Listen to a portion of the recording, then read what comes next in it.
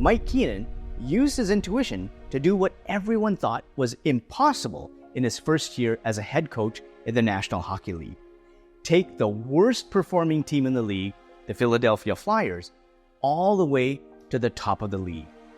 Not only did he trust his intuition to do just that, but that year he was awarded the Jack Adams Trophy as the best coach in the NHL.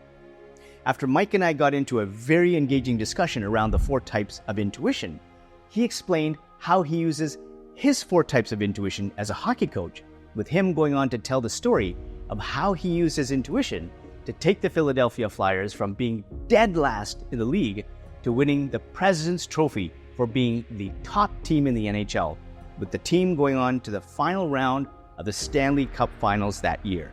As I moved into the coaching realm, I wasn't I coached in 5 decades professionally. You have a lot of trial and error, but that runway becomes very vast. I could watch 30 seconds and I could identify talent and ability and aspects of that player very quickly.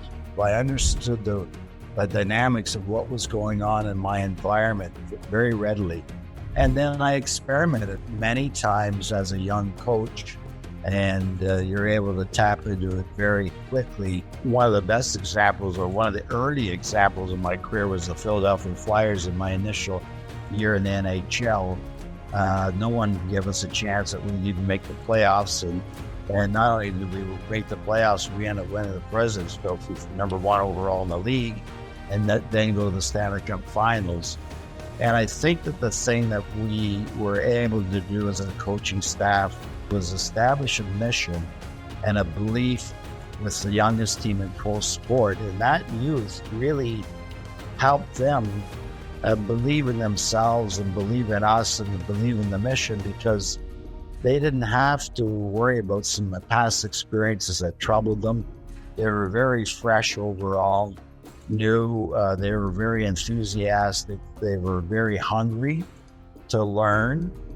Where, we had our ups and downs, but we continued to progress and improve dramatically, much to the surprise of everybody in the industry, to the point where it was almost incredibly visionary in terms of our staff. And the staff was a great example of people working together and believing in each other, and then helping those that were playing for us to believe in what we were trying to achieve, and we did. Clearly, Mike trusting his intuition brought him a lot of success coaching in the world of hockey, with him making the top 10 NHL coaches list in all-time wins.